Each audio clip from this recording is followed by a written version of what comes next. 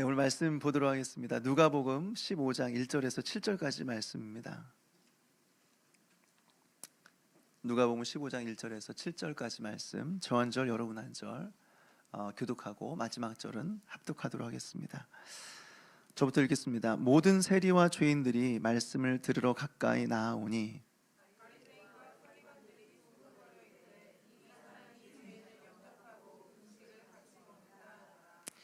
예수께서 그들에게 이 비유로 이르시되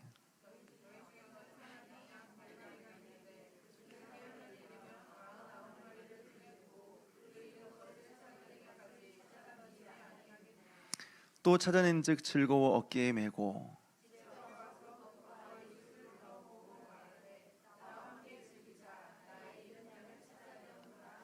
같이 읽겠습니다. 내가 너희에게 이르노니 이와 같이 죄인 한 사람이 회개하면 하늘에서는 회개할 것 없는 의인 99으로 말미암아 기뻐하는 것보다 더하리라. 아멘. 내가 너희에게 이르노니 이와 같이 죄인 한 사람이 회개하면 하늘에서는 회개할 것 없는 의인 99으로 말미암아 기뻐하는 것보다 더하리라. 아멘. 기도하시겠습니다.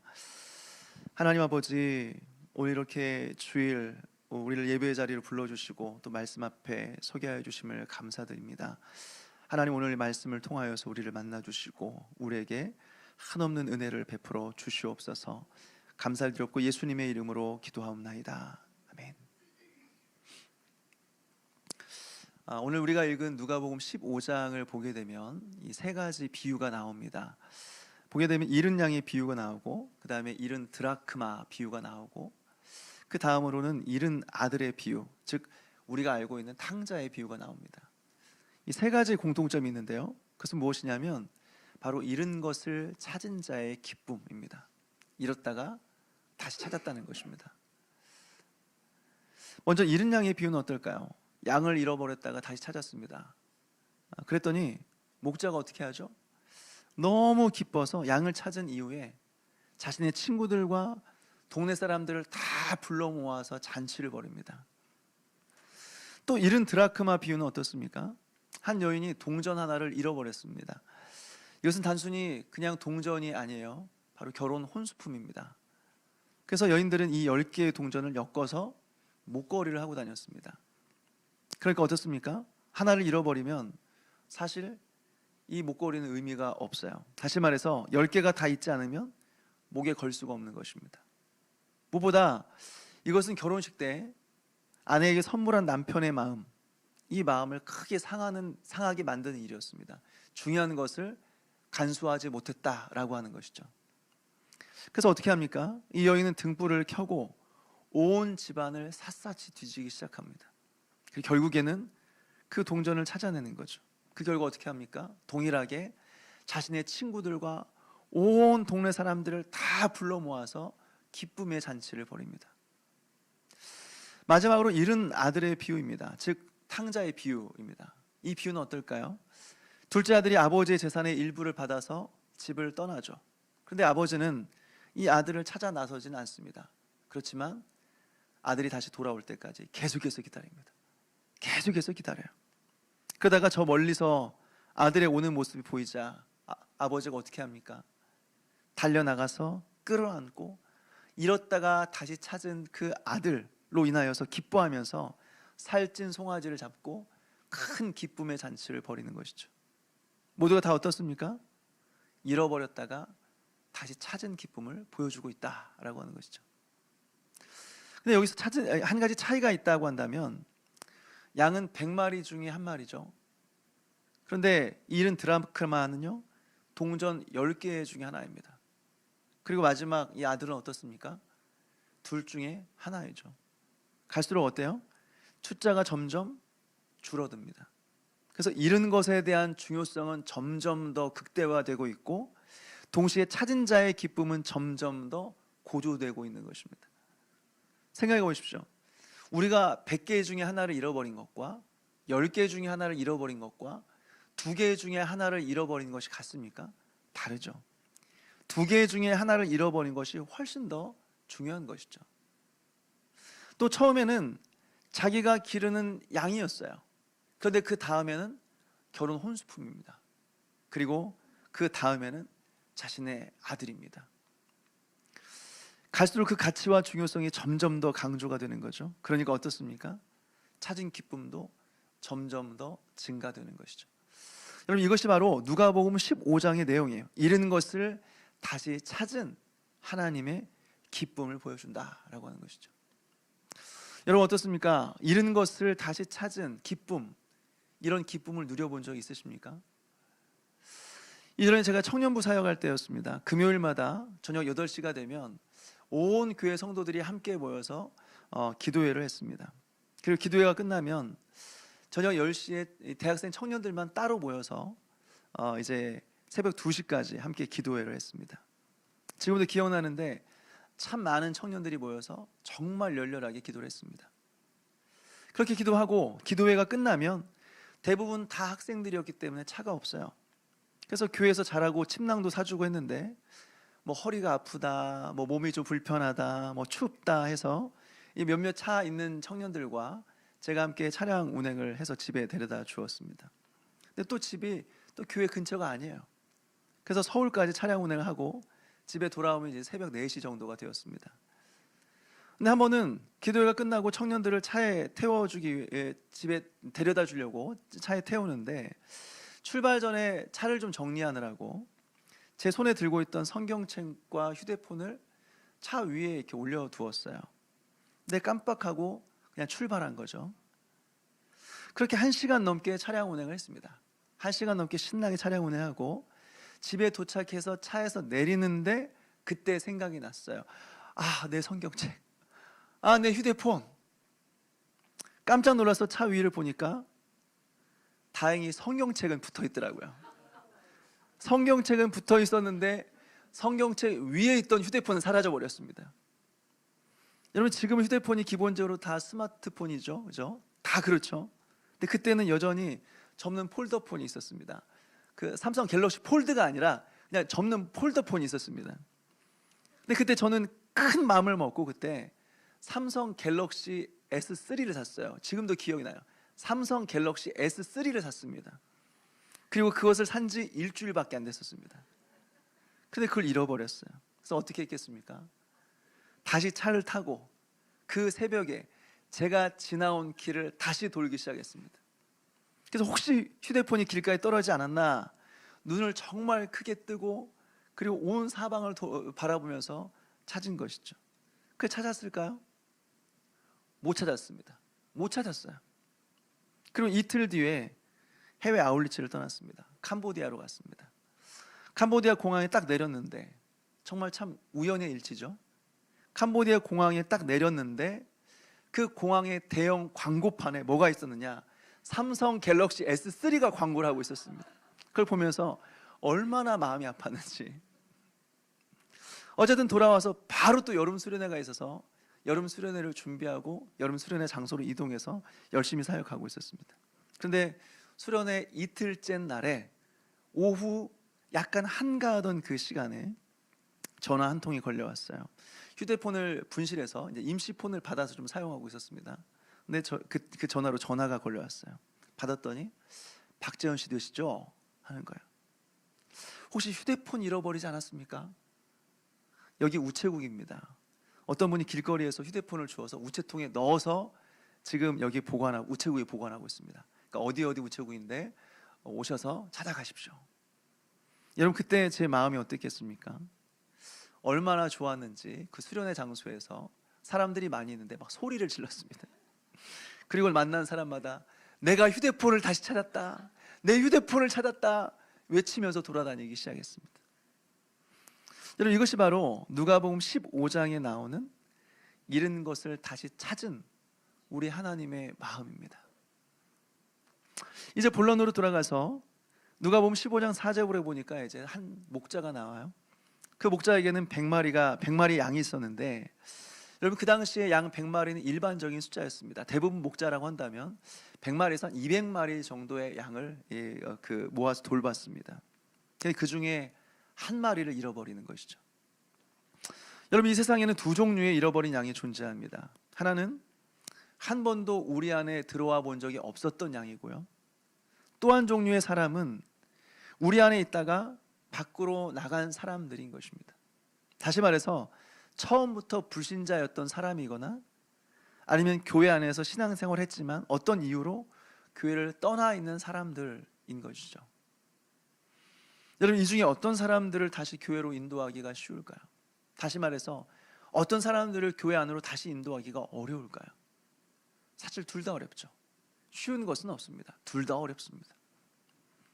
전도하다 보면 긍정적인 반응을 보이는 사람들이 있어요. 대부분은 이전에 교회를 다녔던 적이 있었던 사람들입니다. 어릴 때 주일학교를 다닌 경험이 있거나 미션스쿨 출신이거나 아니면 가족들 때문에 잠깐이나마 교회를 출석한 적이 있었던 사람들. 여러분, 이 사람들은 대부분 전도를 해도 거부감이 없습니다. 근데 이들을 다시 교회로 인도하기는 쉽지는 않습니다. 왜요? 보통 이야기를 듣다 보면 이 사람들 대부분은 이전에 교회를 다니다가 안 다닌 이유가 교회에 대한 안 좋은 기억이 있어서 그래요. 교회를 다니다가 상처를 받아서 교회를 떠난 사람들입니다.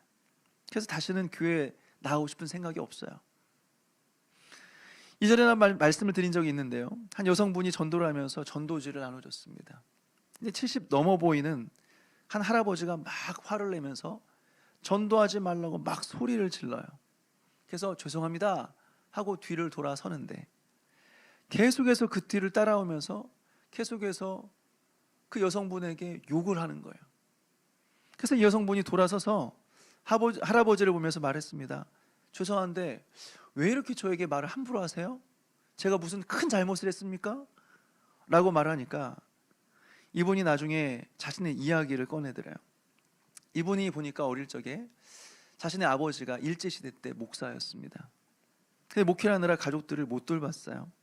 그래서 그때 굉장히 힘든 시간을 보냈고 마음속에 큰 상처로 남게 되었습니다. 그래서 교회에 대한 굉장히 부정적인 그런 인식을 갖게 된 거예요.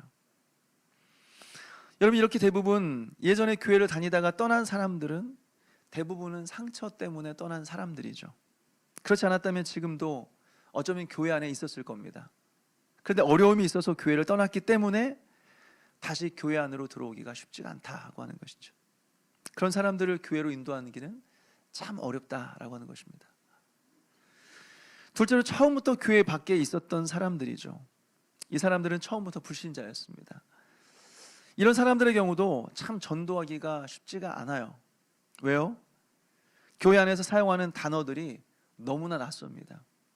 교회에 자주 사용하는 창조, 은혜, 믿음, 구원, 영광, 거룩, 이런 단어들은 다 처음 들어본 단어들이에요. 무엇보다 이런 세계관 자체가, 이런 사상 자체가 너무나 낯선 것들입니다. 천국과 지옥이 있고 예수 그리스도의 재림이 있고 십자가와 부활, 이 모든 것들은 사실 한 번 들어서는 이해하기가 굉장히 어려운 부분이다라고 하는 것이죠. 그래도 이전에 교회를 다녀본 사람들은 이 말을 하면 알아듣죠. 무슨 말 하는지 알죠. 근데 신앙생활을 처음 해본 사람들은 머릿속에 들어오는 게 없어요. 이해가 되는 것이 거의 없어요. 그러니까 안 믿어져요. 이런 면에서 볼 때 어릴 때부터 교회 안에서 신앙생활하는 것은 참 축복이다 생각이 됩니다. 우리가 태어날 때부터 교회 안에 자라면서 성경을 공부하고 하나님을 예배하는 삶을 살아간다고 한다면 그것이 내 인생의 기준이 되는 것입니다. 그게 내 인생의 기준이 되는 거예요. 그 기준을 가지고 이 세상을 바라보는 것입니다. 그런데 태어나서 처음 만나는 것이 성경이 아니에요. 하나님의 말씀이 아니에요. 이 세상이에요. 아니면 잘못된 사상이나 이단이에요. 그러면 그게 그 아이의 기준이 되는 것입니다. 그리고 그 기준으로 이 세상을 바라보고 이 세상을 판단하는 것이죠. 그렇게 되면 성경도 하나님도 자기가 생각할 때는 다 이상한 것들이에요. 그래서 어떻게 해요? 세상의 그 어떤 지식이 우리 자녀들의 머릿속에 들어가기 전에 하나님을 경외하고 사랑하는 법을 가르쳐야 되는 것입니다. 이 중요한 시기를 놓치면 안 된다라고 하는 것이죠. 근데 어릴 때 아이들에게 신앙은 자유니까 네가 알아서 해라. 예수님을 믿을지 말지 네가 결정해라. 교회 가서 예배를 드릴지 말지 그것은 네가 결정해라. 네가 알아서 해라. 라고 한다는 것은 말도 안 되는 거죠. 말도 안 되는 것입니다. 부모로서 무책임한 것입니다. 어쨌든 목자는 양을 찾아 떠납니다. 그런데 저는 어릴 때부터 이 본문을 읽으면서 이 부분이 참 이해가 안 됐습니다. 목자가 잃어버린 양을 찾아 떠나게 되면 나머지 99마리의 양은 어떻게 되는가? 어떻게 99마리 양을 두고 그 한 마리 때문에 떠날 수 있는가? 이런 생각이 좀 들었어요. 여러분, 그래서 우리는 성경을 읽을 때 성경의 외적인 배경에 대해서 이해할 필요가 있습니다. 어떤 사람들은 이런 말을 하면요, 목사님, 오직 성경 아닙니까? 오직 성경. 우리가 굳이 성경 이외의 배경까지 알아야 됩니까? 이렇게 말하는 사람들도 있습니다. 근데 여러분, 성경만 알고 있으면 오히려 성경을 모릅니다. 성경만 알면 성경을 이해할 수가 없습니다. 여러분, 오직 성경이다라고 하는 말은 성경만 읽어라, 다른 책은 읽으면 절대 안 된다, 여러분, 이런 말 아닙니다. 이것은 성경이 우리의 전부이자 우리의 중심이 되어야 된다, 이런 의미지 성경만 읽어라 이런 의미가 아닌 것입니다. 사실 성경의 배경을 알고 있으면 이것은 전혀 이해하기 어려운 문제가 아닙니다. 왜요?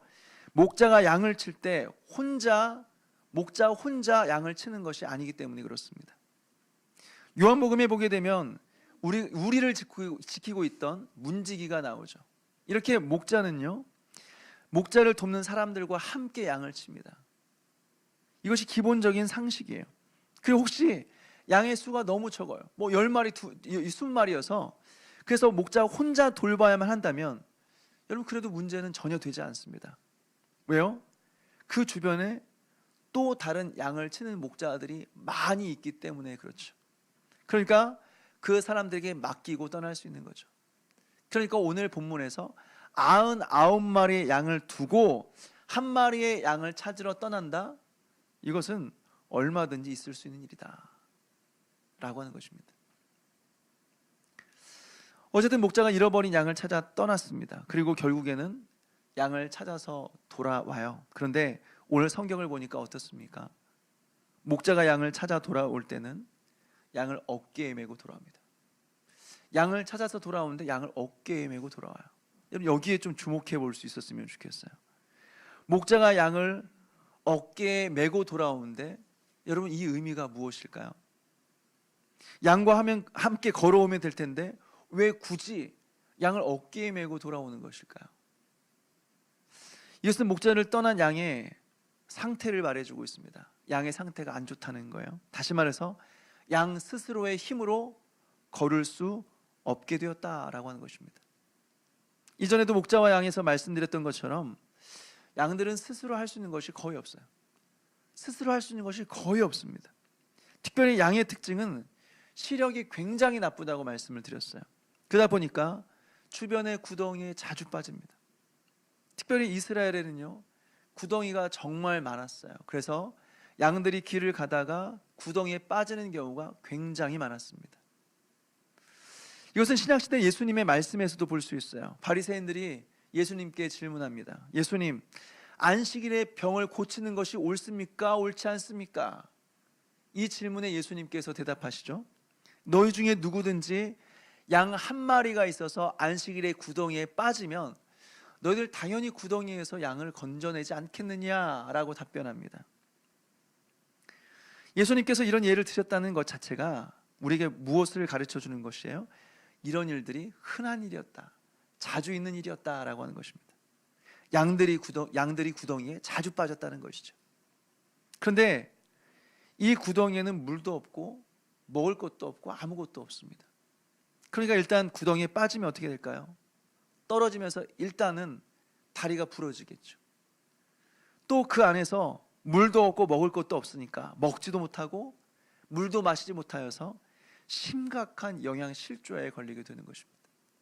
그 사실 양들은 목자를 떠나면 죽는 거예요. 죽는 것입니다. 그럼에도 불구하고 살아있으면 어때요? 심각한 상태에 빠지는 것입니다. 그래서 오늘 보니까 목자는 양을 어깨에 메고 돌아오는 것이요, 양의 상태가 안 좋으니까 양 스스로 걸을 수 없으니까 양을 어깨에 메고 돌아오는 것이죠. 사랑하는 여러분, 여기서 우리는 무엇을 깨닫습니까? 우리는 여기서 전도의 필요성을 느끼게 됩니다. 왜 우리가 전도해야 될까요? 예수님을 떠난 사람들은 스스로의 힘으로 예수님께 돌아올 수 없기 때문에 그렇습니다. 가서 건져내어서 어깨에 메고 돌아오지 않으면 돌아올 수 없기 때문에 그렇습니다. 이렇게 말하면 어떤 사람들은 하나님의 예정에 대해서 말합니다. 목사님, 하나님께서 다 예정하셨다면서요. 하나님께서 구원받은 자들을 이미 다 선택하셨다면서요. 그런데 뭐하러 전도합니까? 하나님께서 선택하셨다고 한다면 알아서 다들 예수님 믿고 교회 나오지 않겠습니까? 언젠가는 돌아오겠죠. 하나님께서 예정하셨다면. 사랑하는 여러분, 하나님께서 예정하셨어도요, 여전히 우리에게는 전도의 사명이 있습니다. 왜요? 아무리 하나님께서 구원받은 자를 예정해 놓으셨다고 할지라도 우리는 모르는 것입니다. 누가 선택받은 사람인지 누가 선택받지 않은 사람인지 어차피 우리는 모르는 것입니다. 무엇보다 하나님께서는 사람을 예정하시기도 하셨지만 그들을 부르시는 방법 또한 예정하셨다라고 하는 거죠. 그들을 부르시는 방법 또한 예정하신 것입니다. 그 방법이 뭐예요? 전도예요. 전도. 하나님께서는 예정하신 자들을 전도의 방법으로 부르시기로 그렇게 작정하셨어요. 따라서 우리가 전도하지 않으면 하나님께서 예정하신 자들이 돌아올 방법이 없는 것입니다. 하나님은 전도에 미련한 방법으로 당신의 택한 자들을 부르시기로 정하신 것입니다. 이것이 바로 우리가 전도해야 되는 이유예요. 우리가 전도하지 않으면 하나님께서 예정하셨어도 돌아올 방법이 없기 때문에 오직 전도의 방법으로만 돌아올 수 있기 때문에 우리가 전도한다라고 하는 것입니다. 다음으로 살펴볼 것은 잃은 양을 어깨에 메고 돌아와 이제 목자가 잔치를 벌였다라고 하는 것이죠. 앞서 저는 잃은 것을 찾은 자의 기쁨에 대해서 말씀을 드렸습니다. 그래서 목자는 잃은 양을 찾은 그 기쁨으로 자신의 친구들과 마을 사람들을 다 불러서 잔치를 벌이죠. 근데 여러분, 여기서 이해가 안 되는 부분이 있어요. 잃은 양을 찾은 기쁨까지는 알겠어요. 그 기쁨은 알겠는데, 그런데 그것 때문에 잔치를 벌였다라고 하는 것이죠. 물론 자기 친구들 한두 명 불러서 잔치를 벌인다고 한다면 그것까지는 좀 이해가 돼요. 그런데 친구들과 함께 모든 마을 사람들을 다 불러서 잔치를 연다는 거죠. 여러분, 이것이 계산적으로 맞습니까? 이게 계산적으로 맞아요? 여러분, 제가 휴대폰을 다시 찾았다고 해서 그것 때문에 성도들 수십 명, 수백 명을 다 집에 불러 모아서 잔치를 벌인다는 것이 계산적으로 맞는 일입니까? 예를 들어서 양 90마리를 잃었다가 찾았으면 잔치 열어야죠. 그 정도 가치가 있죠. 그런데 양 한 마리 때문에 잔치를 연다? 여러분, 그러면 양의 값보다 잔치 비용이 훨씬 더 많이 드는 것입니다. 오히려 손해가 되는 것입니다. 근데 여러분, 이것이 바로 하나님의 계산법이라는 것입니다. 하나님의 계산법. 하나님의 계산법은 인간의 계산법과 다릅니다. 우리가 볼 때는 그저 양 한 마리예요. 100마리 중에 한 마리라고요. 그런데 하나님이 보실 때 그 양 한 마리는 그냥 양 한 마리가 아니에요. 하나님이 보실 때는 한 영혼이 천하보다도 귀한 것입니다. 그러니까 양 한 마리를 찾고도 온 마을 사람들을 다 불러서 잔치를 벌일 수 있는 것이죠. 여러분, 이 기쁨을 7절은 이렇게 말합니다. 우리 7절 말씀을 같이 한번 읽어볼까요? 7절 시작. 내가 너에게 이르노니 이와 같이 죄인 한 사람이 회개하면 하늘에서는 회개할 것 없는 의인 99으로 말미암아 기뻐하는 것보다 더하리라. 아멘. 사랑하는 여러분, 한 사람이 회개하고 하나님께로 돌아왔을 때, 여러분 한 사람이 회개하고 주님께로 돌아왔을 때 하나님께서는 이렇게 기뻐하셨습니다. 천국에서 박수를 치며 환호하며 이렇게 기뻐하셨습니다. 여러분, 이것이 바로 하나님의 기쁨이에요. 이것이 바로 여러분들이 돌아왔을 때 하나님께서 느끼셨던 기쁨인 것입니다. 이제 2주가 지나면 새생명 행복축제가 있습니다. 우리가 작정한 전도 대상자들이 150명이 넘습니다. 우리 교회 전교인 출석수보다 더 많아요. 저는 그 중에 한 사람만 온다고 할지라도 에게 고작 한 명? 저는 그렇게 생각하지 않습니다. 그래도 잔치를 벌여야 된다고 생각해요. 모든 성도들이 박수를 치면서 환호하면서 잔치를 열어야 된다고 생각합니다. 왜요? 하나님께서도 그렇게 하늘에서 기뻐하실 테니까요. 사랑하는 여러분, 여기서 우리는 전도해야 될 이유를 다시 한번 발견하게 돼요. 왜 우린 전도해요? 왜 우린 전도해야 됩니까? 먼저는 이것이 바로 우리 주님의 명령이기 때문에 그렇습니다. 마태복음 28장을 보게 되면 예수님께서 승천하시면서 제자들에게 명령하시죠. 여러분, 이것을 지상명령이라고 이야기합니다. 지상명령은 지상에 있을 동안만 지켜야 될 명령이어서 지상명령이 아니에요. 그게 지상명령이라 한다면 여러분, 지하명령도 있습니까? 그렇지 않죠. 이 말은 뭐냐면 지극히 높은 명령이라는 거예요. 지극히 비교할 수 없는 명령이라고 하는 것이죠. 무엇보다 예수님께서 하늘에 오르시면서 제자들에게 유언처럼 하신 말씀입니다. 여러분, 부모님이 돌아가시면서 유언을 남기셨다고 한다면 그것을 그저 그냥 참고용으로 듣겠습니까? 아니죠. 그것을 평생 가슴에 안고 살아갈 것입니다. 예수님의 지상 명령도 그런 것입니다. 예수님의 마지막 우리에게 부탁하신 유언 같은 말씀이라고 하는 것이죠. 그것이 뭐예요? 너희는 가서 모든 족속으로 제자를 삼아 아버지와 아들과 성령의 이름으로 세례를 주고 내가 너희에게 분부한 모든 것을 가르쳐 지키게 하라. 그리고 그럴 때 어떻게 해주시겠다고 약속하셨습니까? 내가 세상 끝날까지 내가 너희와 항상 함께 있으리라. 너희가 전도하면, 너희가 가서 제자를 삼는 삶을 살아가면 내가 세상 끝날까지 너희와 함께 있을 거야. 약속하시는 거죠. 여러분, 이것이 바로 우리가 전도해야 될 첫 번째 이유예요. 예수님의 명령입니다. 또 왜 우리가 전도해야 될까요? 바울은 말합니다. 고린도전서 9장 16절 말씀인데요, 우리 같이 한번 읽겠습니다. 고린도전서 9장 16절 말씀입니다.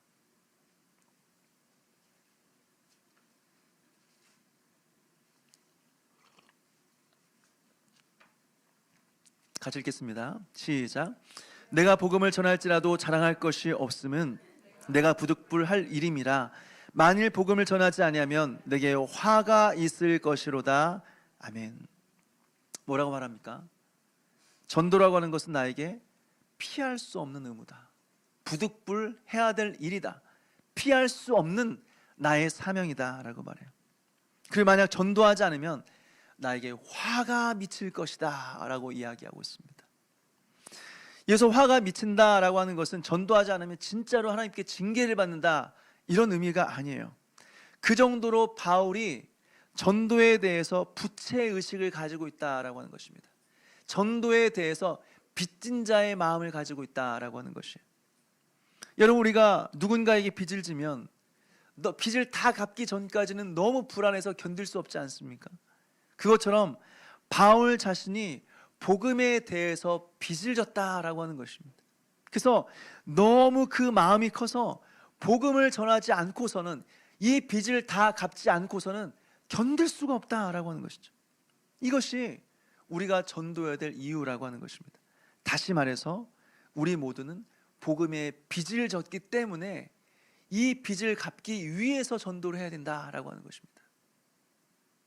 그러나 오늘 본문을 통해서 우리가 전도해야 될 가장 중요한, 가장 근본적인 이유를 발견하게 됩니다. 그것은 무엇일까요? 그것이 바로 우리 하나님의 기쁨이기 때문에 그렇습니다. 우리 하나님의 기쁨이기 때문에, 우리가 전도할 때 하나님께서 가장 기뻐하시기 때문에 그렇습니다. 여러분, 우리는 기도할 때마다 하나님의 뜻대로 살겠습니다, 주님을 위해 살겠습니다, 하나님의 기쁨이 되겠습니다, 그렇게 기도하면서 결단하지 않습니까? 그러면서 어떻게 사는 것이 하나님 기쁨인지 묻습니다. 그런데 여러분, 이것만큼 확실한 거 있습니까? 이것만큼 확실한 거 있어요? 전도만큼 확실한 하나님의 뜻이 있습니까? 근데 왜 이렇게 확실하게 드러난 하나님의 뜻인 전도는 하지 않고 왜 다른 하나님의 뜻을 구하고 있습니까? 이렇게 분명한, 이렇게 하나님이 기뻐하신다고 하는 전도는 하지 않고 왜 다른 이상한 하나님의 뜻만 구하고 있습니까? 사랑하는 여러분, 하나님께서 우리를 이 기쁨의 사역으로 초청하고 계십니다. 전도로 우리를 부르시고 있는 거예요. 지난번에도 말씀드렸지만요, 우리가 이것저것 다 했어요. 예배도 드리고 기도도 하고 신앙생활 열심히 하고 봉사도 했어요. 다 했어요. 그런데 기쁨이 없는 이유는 딱 하나밖에 없습니다. 기쁨이 없는 이유는 딱 하나밖에 없어요. 바로 전도하지 않기 때문에 그렇습니다. 전도하지 않기 때문에 우리 안에 기쁨이 없는 것입니다. 항상 전도의 자리에 있는 사람들은요, 영혼이 살아있습니다. 전도의 자리에 있는 사람들은 살아있습니다. 어떤 일이 있어도 영적인 기세가 꺾이지 않습니다. 왜요? 이것이 바로 하나님께서 전도하는 자들에게 주시는, 전도하는 자들에게만 주시는 특별한 은혜라고 하는 것입니다. 그러니 여러분, 이 일에 순종하고 동참하여서 이 기쁨을 함께 누리는 그런 저와 여러분 되시기를 주님의 이름으로 축원합니다.